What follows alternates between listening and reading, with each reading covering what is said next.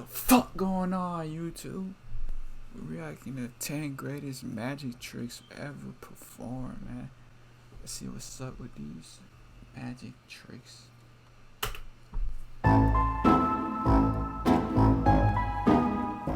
In an era of science and enlightenment, magic has been totally debunked.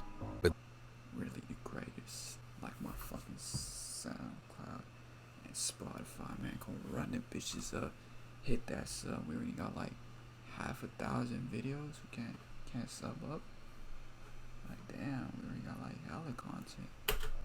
that makes it even more impressive when illusionists manage to astound us with sleight of hand and mentalism, from simple card tricks more than Netflix. We got more content. to full-scale Las Vegas magic shows. There are many tricks which have never been effectively explained.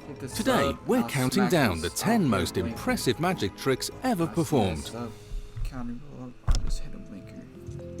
This is a multi-part magic trick that leaves viewers scratching their heads. Magician David Copperfield took a number of precautions to ensure the audience's doubts were assuaged. First, he brought a random contestant on stage. The contestant's father had written to Copperfield, stating that he had been a bad parent and wanted to make it up to his son by taking him to Hawaii.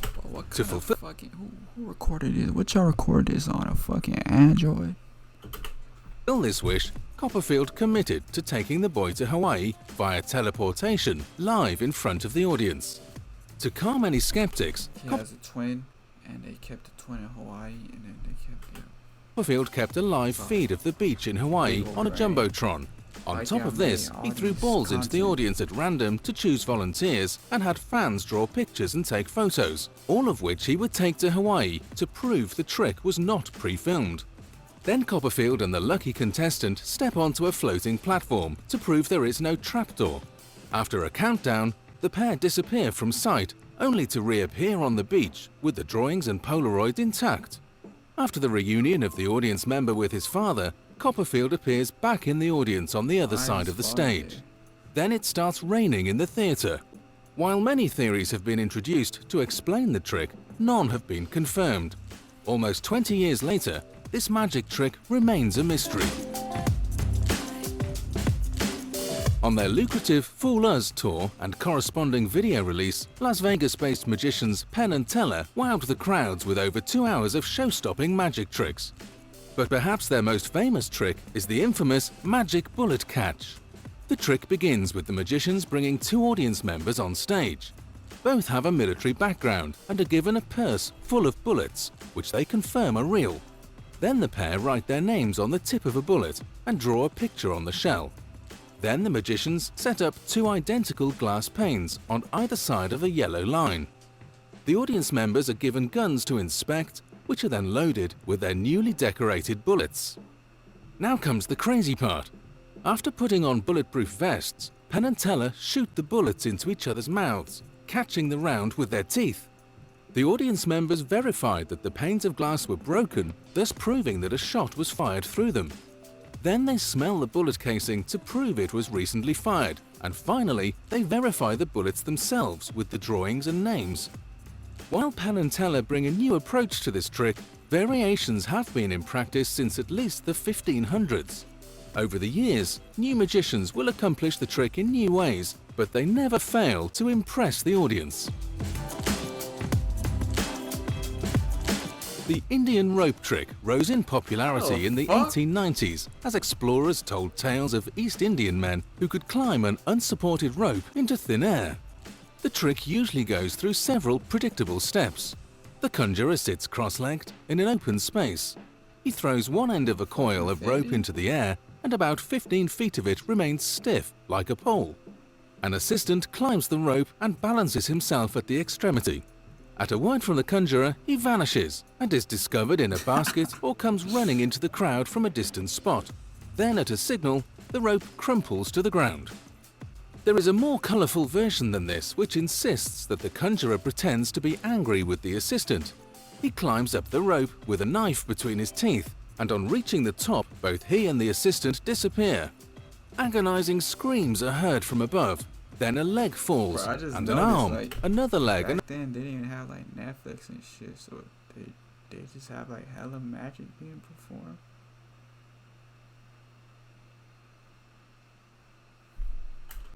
arm together with the remainder of the boy's body.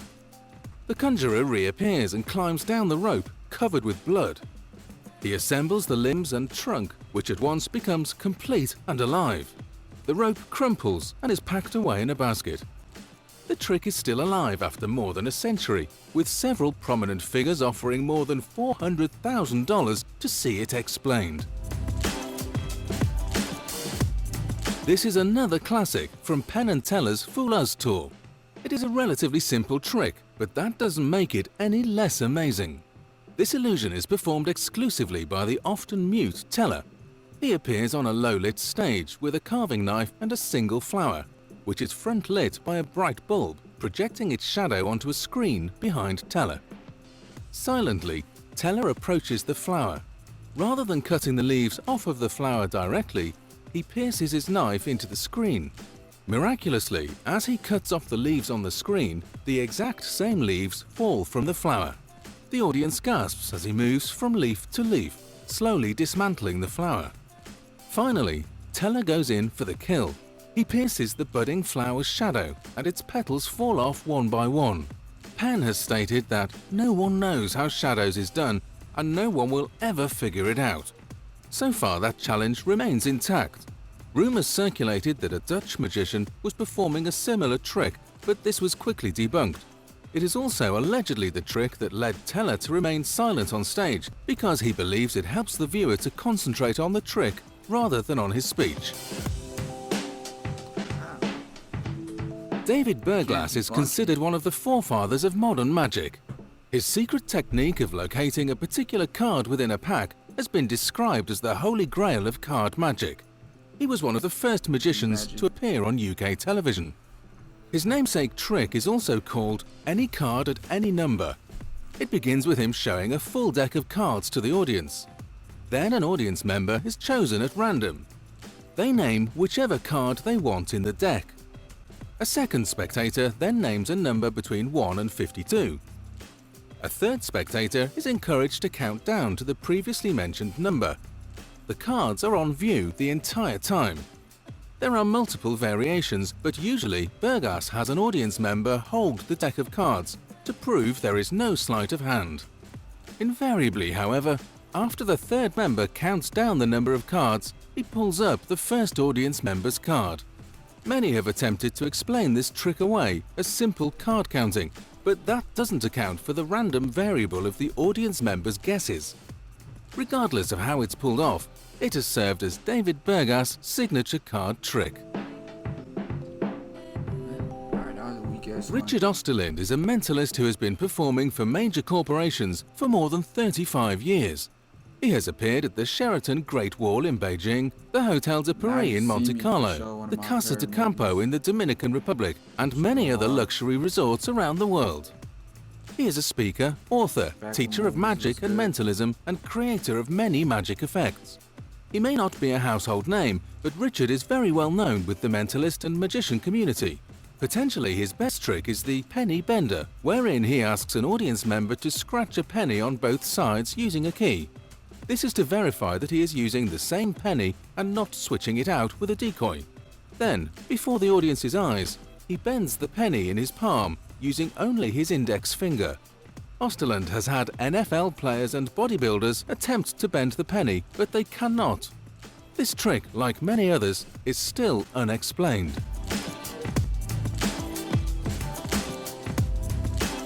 David Blaine is an American magician, illusionist, and endurance artist. He is best known for his high-profile feats of endurance and has set and broken several world records. Blaine innovated the way magic is shown on television by focusing on spectator reactions. His idea was to turn the camera around on the people watching instead of the performer, to make the audience watch the audience. This is perfectly illustrated in his trick, pulling teeth. In a crowd of people, Blaine finds a volunteer and somewhat gruesomely pulls their teeth from their mouth. Onlookers gasp as he holds the teeth in his hand, and the volunteer remains stunned. Blaine then ups the stakes by placing the loose teeth in his own mouth and spitting them back into place. The audience absolutely loses control at this point, as he has just performed the impossible. Of course, some posit that the volunteer is actually a planted assistant, but that doesn't explain the mechanics of moving and replacing the teeth in their mouth. This deviates from Blaine's main attractions, which usually involve feats of dehydration, asphyxiation, or extreme cold. His pulling teeth trick is a good old-fashioned illusion. The Chop Cup routine brought much acclaim to British magician Paul Daniels in the early 80s. He was awarded the prestigious Magician of the Year award by the Hollywood Academy of Magical Arts in 1983. He also won the Golden Rose of Montreux in 1985. Daniels begins by picking a volunteer from the audience. The volunteer is asked to keep their eyes on a tiny white ball throughout the trick.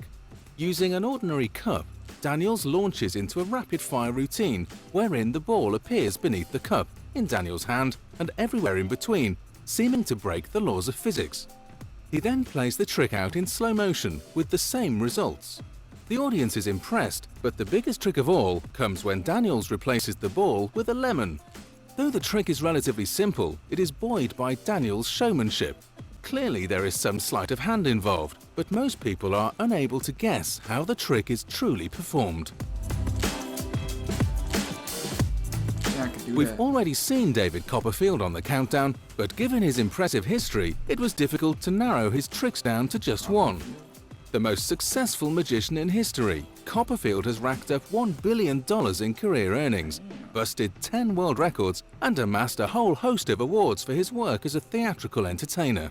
While floating unsupported and making the Statue of Liberty miraculously vanish were dazzling feats, there is one trick so endemic to Copperfield's legend that he legally purchased the rights to the illusion: the Death Saw. It was originally performed in his 1988 special, The Magic of David Copperfield, the Bermuda Triangle. The trick has been recreated so many times in popular culture that it's hard to believe the genesis was so recent. In this world-class illusion, the magician lies flat on his stomach on a board as a whirring saw blade swings towards him. The blade bisects Copperfield at the midriff, only for his assistants to push the two halves back together. Copperfield then rises for his prestige, whole and unscathed. While it's been proven that Copperfield relies on an assistant to function as his lower half, the trick is still classic and has set the tone for much of modern magic. Liu Chen is a Taiwanese magician and is credited to be the only Taiwanese magician Why hasn't there been no new magic tricks? Are they all patched? Do we need an update? perform in Hollywood's Magic Castle. He is commonly referred to as Taiwan's most renowned magician. Liu Chen first became interested in magic at the age of 7 when he was attracted by a magic shop while shopping with his aunt. He proceeded to enter and saw the shopkeeper make coins disappear, and when confronted, the shopkeeper pulled a lollipop from behind his ear. From then, he began working on his magic skills, and at the age of 12, he won Taiwan's Youth Magic Contest, which was judged by world-famous magician David Copperfield. In an interview, Liu Chen said that this win was profoundly meaningful for me. It encouraged me to carry on my magic show dream. It showed me that my efforts could eventually lead to success. Perhaps his most distinctive trick is called coins. Over the course of the stunt, Chen is able to make coins pass through objects, like a table, a volunteer's hand.